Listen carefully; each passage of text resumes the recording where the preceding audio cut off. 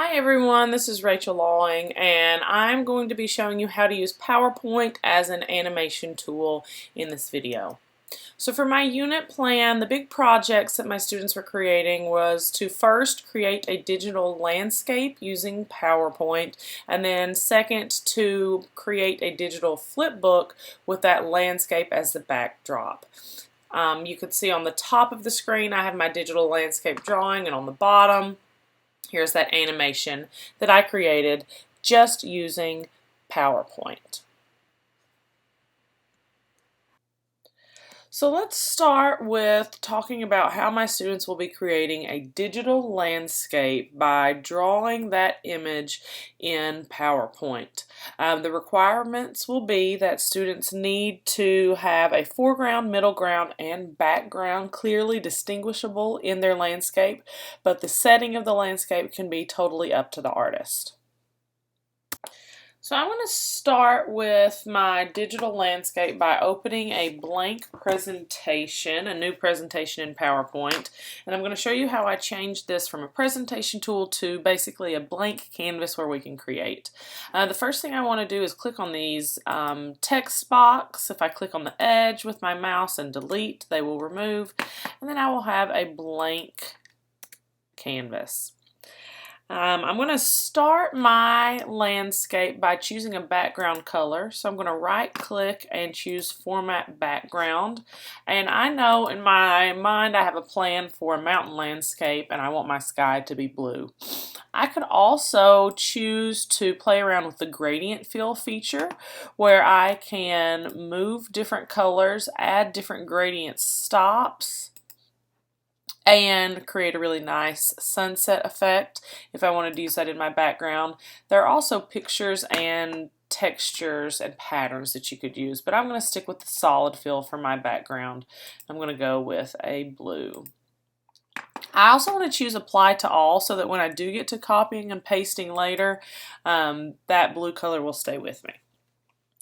The next thing I'm going to do is go up to Insert on my menu and start to insert some shapes to build some images. I know that I'm going to have some hills in the foreground of my mountain scene, so I'm going to click and drag this oval to get my first shape.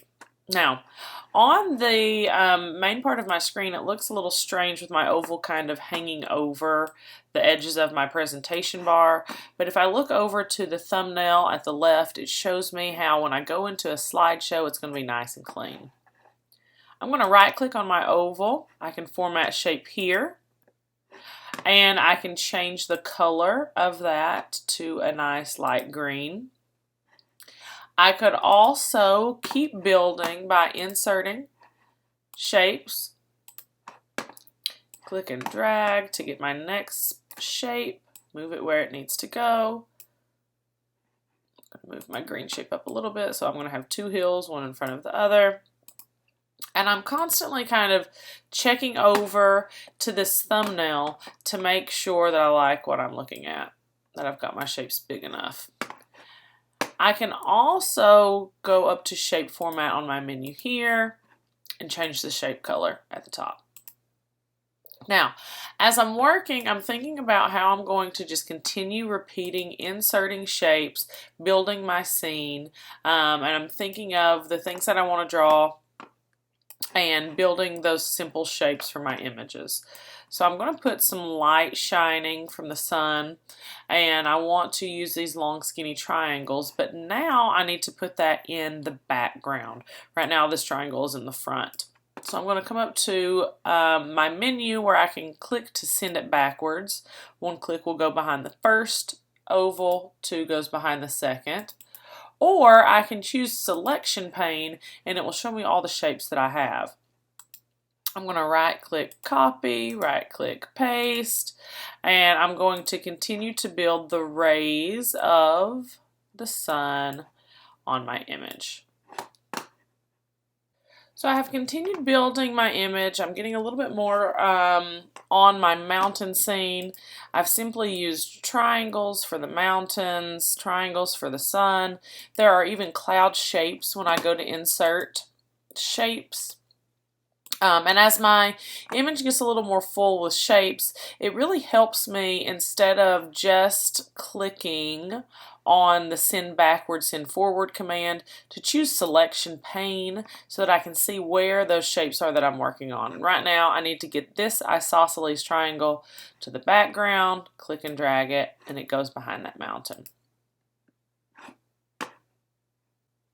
So here I have my final completed teacher example for my digital landscape. It is a mountain scene with trees in the foreground, smaller trees and mountains in the middle ground, and that beautiful sunlight in the background. I have, if I click on a shape and go to that shape, selection pane, it shows that I have used 87 shapes to build this image. And when I go to slideshow and play from the current slide, it shows you that image in full screen, and this will be what turns into the background of my animation.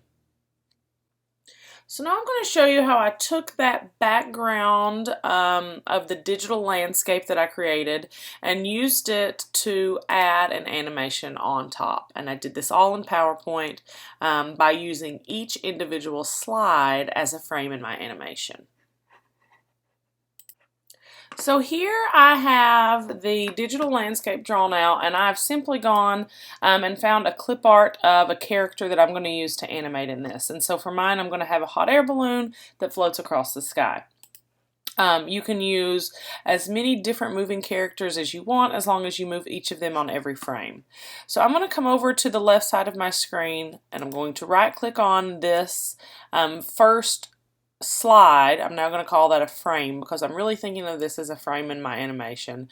I'm going to copy, I'm going to right click, I'm going to paste, and it puts the exact same thing in. But on my second frame, I want to click my hot air balloon and move it over slightly. I'm going to repeat, copying, paste, and move the hot air balloon. Every time I copy, paste, I make sure that I'm copy and pasting from that last frame. If I copy and paste from the first frame, then my characters will move and jump back out of order. But if I copy and paste from the end, then as I move, my hot air balloon will move across the sky. It is a lot of repetitive movements at this point. So once students figure out that this is the process for creating their animation, they can really go as detailed as they want and use as many different characters moving on their pane, as long as they move each one on each frame. I can go to slideshow now, play it from the start, and it will move through my animation. I don't have it going across the screen yet. That will take some more frames. So here's my completed animation, and it is currently sitting at 47 frames with one title and one credit frame as well. And I have gone up to the menu at the top and chosen transitions, and I have set the transition so that it moves on its own. Students can play around with the timing of the transition so that they get at the speed that they want. So that is connecting to frames per second in a traditional animation. And then when I go to slideshow and I play from start, it will advance on its own through the animation. You can see that I have my hot air balloon moving across the sky animated on top of the digital landscape that I created, and this was all done by using a traditionally not creative program, but in a very new and creative way. Thanks, guys.